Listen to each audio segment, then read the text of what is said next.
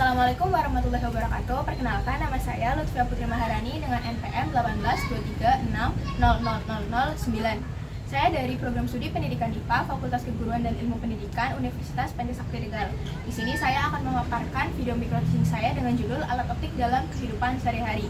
Untuk tujuan pembelajaran dalam bab ini, siswa mampu menjelaskan prinsip kerja dari alat optik, kemudian siswa mampu menjelaskan bagian-bagian alat optik dalam kehidupan sehari-hari. Assalamualaikum warahmatullahi wabarakatuh. Waalaikumsalam warahmatullahi wabarakatuh. Oke, di pagi yang cerah ini, kalian harus semangat ya nih buat pembelajaran IPA hari ini. Ya Allah, kenapa Mas? Nanti pertengahan pelajaran Ibu akan memberikan sesuatu ke kalian. Apa yang semangat? Kalau nggak semangat nanti Ibu nggak mau ngasih. Nanti jadi surprise. Nah, Ibu ada slogan nih. Nanti kalau Ibu tanya, do you like IPA? Nanti kalian jawab gini, yes, I like IPA. Gitu, oke? Oke, Ibu mau nanya ya, do you like IPA? I like IPA. Nanti Ibu hari ini ada yang mau masuk nih kayaknya nih. Ada, Bu. Berapa banget? Kenapa ada yang mau masuk? Oh, nanti kalian mintain oleh-oleh. Siapa sih yang mau masuk? Adi sama Seti. Oke, nanti sebelum belajar kita baca doa dulu ya. Ayo mulai.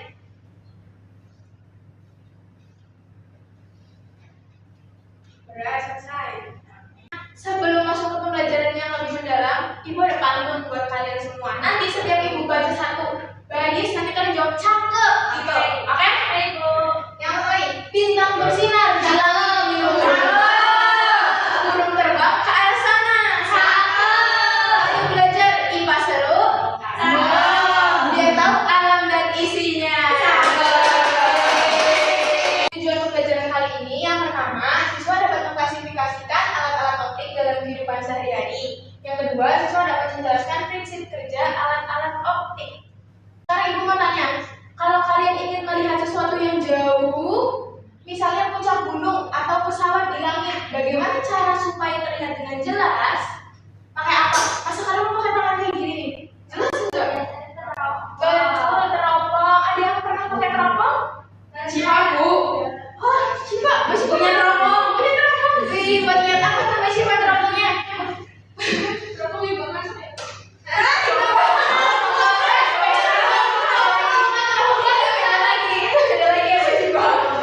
Kenalan dengan alat optik. Jadi, alat optik adalah perangkat yang membantu orang untuk melihat atau membuat gambar dengan menggunakan karakter. Nah, yang pertama ada mata. Mata merupakan alat optik ciptaan Tuhan. Itu nama lainnya kaca pembesar. Nah, si kecil. Jadi kamera itu untuk merekam gambar dunia. Fungsinya untuk merekam atau doang. Kalian pernah lihat jejak petualang, jejak si gundul terus pada pakai nolong, betul. Nah, itu fungsinya untuk melihat benda yang jauh atau dari. Nah, sekarang ada kuis. Ini kuis individu. Siapa yang mau jawab kuis? Nanti kalau bisa jawab kuis, Ibu kasih burger. Ayo, Bu. Salsa nih, Mbak Salsa mau jawab. Oke, boleh banget nih. Jawaban nomor 1, Mbak Salsa. Soalnya dibaca apa loh, Bu? Dibaca dong. Nanti biar teman-temannya pada dengar. Ketika kita menggunakan kaca pembesar atau dot untuk membaca tulisan kecil yang sebenarnya dilakukan oleh loop adalah jawabannya B. Membentuk bayangan maya yang diperbesar. Nah, jadi bayangan yang terbentuk itu maya dan Perbesar. Betul. Sekarang Ibu ada hadiah untuk Mbak Salsa. Kalian nanti ada burger. Bener-bener yang besar, Bu. Burger apa ya? Ayo. Burger mini. Selamat Mbak Salsa dapat burger. Makasih, Bu. Dapat. Nah, sekarang Ibu mau geser ke soal selanjutnya. Nanti cepet-cepetan siapa yang mau ngacung, oke? Oke, Bu.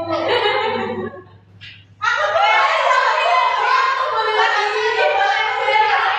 Oke, baik dulu Mbak Ida. Mbak Ida jawab, Mbak Ida. Soalnya dibaca, Bu. Iya, dibaca. Seorang fotografer mengatur fokus kameranya agar objek tampak jelas. Prinsip yang digunakan kamera dalam memfokuskan gambar sama dengan prinsip kerja mata manusia. Betul. Selamat, Mbak Ida.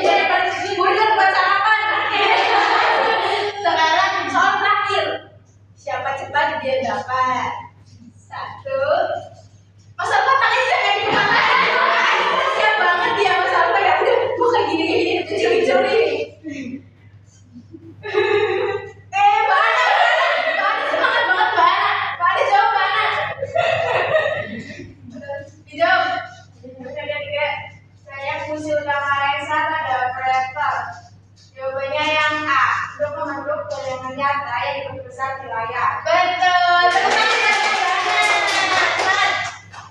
Selamat Ibu akan mendapatkan burger juga buat sarapan. Iya. Nah, sekarang Ibu ada pengamatan nih.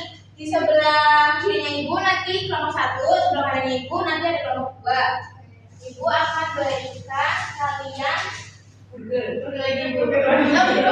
Nanti kalau yang bisa jawab cepat lagi dapat burger lagi. Ini silakan. Nah, kelompok 1 ya, Bu. Teropong. Di mana ini? Jadi nanti kelompok 1 mengamati teropong, kemudian kelompok 2 menggunakan loop. Tadi kan Ibu sudah menjelaskan cara penggunaannya. Nanti kelompok 2 mengamati tulisan yang kecil ini menggunakan loop. Jadi masalah itu belum. Jadi besar belum bisa. Jadi ini kan teropongnya masih kayak gini ya bentuknya. Kita sebarkan dulu. Terus caranya depan. Nah, ini ada putaran ini buat mengeluarkan pensanya gitu. Nah, nanti didekatkan dengan mata, satu matanya tertutup ya, mata. Ya, Bu. Nanti teman-temannya harus Ibu nyobain, jangan besar-besar semua. Cipar jadi besar, Bu. Jadi besar. Cuma kan emang besar. Sekarang yang loop, kalau loop itu Ibu ajarin cara makanya. Kalau misal anak-anak terlalu mendekatkan, nanti tulisnya tetap kecil. Nah, jadi 10 cm dari objek kurang lebih ini. Nah, sambil coba dari kelompok 1 ada yang maju mengamati tulisan ini. Tapi dari situ berdirinya. Percobaan. Mbak Syifa berdiri di sini. Coba kalau pakai teropong. Kalau pakai teropong Mbak Syifa jadi lebih besar atau gimana? Bisa lebih jelas? Nah, ini makanya para petualang, jejak simpul, terus my trip, my adventure itu pada pakai teropong itu buat ngeliat tuh kayak pecinta burung-burung. Jangan lihat Ibu, kalau lihat Ibu akan besar. Atau Mbak Satu mau maju, mau dilihat wajahnya sama Mbak Syifa boleh banget. Oh, Bu mau maju. Oke. Aku jadi besar banget, Bu. Balik deh, balik. Coba kamu. Coba. Mbak Syifa menemui teleskop. Coba kalau sampai teropong dulu Mbak Syifa tampaknya lebih kecil atau gimana? Lebih kecil. Kalau pakai teropong? Oh, kayaknya cukup besar. Nah, fungsi teropong itu sendiri untuk apa? Bisa, Bu. Ibu mau tanya kelompok 2. Tadi pakai loop, sebelum pakai loop, tulisannya tampak jelas atau enggak? Enggak. Kecil-kecil ya. Nah, pas sudah pakai loop? Jelas. Sudah jelas. Jadi fungsi loop untuk melihat benda-benda yang kecil. Betul. Sekarang Ibu kasih waktu 3 menit cukup untuk menjawab soal? Cukup, Bu. Cukup ya. Pertama, foto tersebut menunjukkan letusan gunung api. Letusan gunung api sangat berbahaya jika diamati langsung. Oleh sebab itu digunakan teropong untuk memantau letusan gunung api. Jadi mengapa alat optik teropong cocok digunakan untuk mengamati letusan gunung api? Jadi teropong cocok digunakan untuk mengamati letusan gunung api karena dapat melihat benda yang jauh dengan lebih jelas dan dekat, sehingga kita dapat mengamati aktivitas gunung tanpa harus mendekat.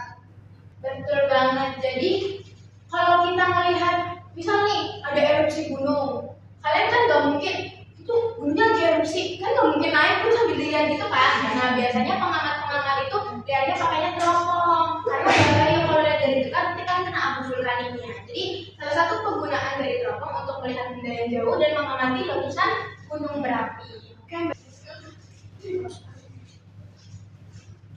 Kesulitan membaca tulisan yang ukurannya sangat kecil, misalnya pada brosur obat atau dental serangga yang halus. Dengan menggunakan kaca besar atau loop, benda kecil tersebut dapat tertampak lebih jelas dan besar. Bagaimana? Betul. Jawaban dari mana? Mbak Syifa. Jangan makan dulu Mbak Syifa. Mbak Syifa makan. Aku lihat. Makan dulu ya.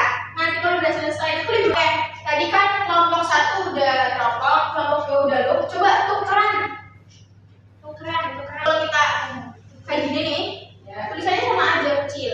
Tapi kita agak jauhan dari objek, sekitar 10 cm. Nanti tulisannya akan jadi lebih besar. Coba. Dari pembelajaran kali ini, ada yang bisa menyimpulkan enggak? Apa yang kita pelajari pada hari ini? Tunggu, boleh tuh, bau. Itu alat optik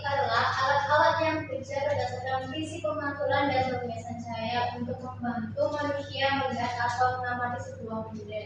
Betul. Nanti minggu depan pelajaran yang akan datang kita akan pelajari tentang jarak dan perpindahan. Itu juga udah kirim modul ajarnya. Nanti kalian bisa baca-baca dulu apa yang akan dipelajari di jarak dan perpindahan. Jadi kalian pasti gunanya gak yang bingung banget gitu. Belajar usai, hati gembira.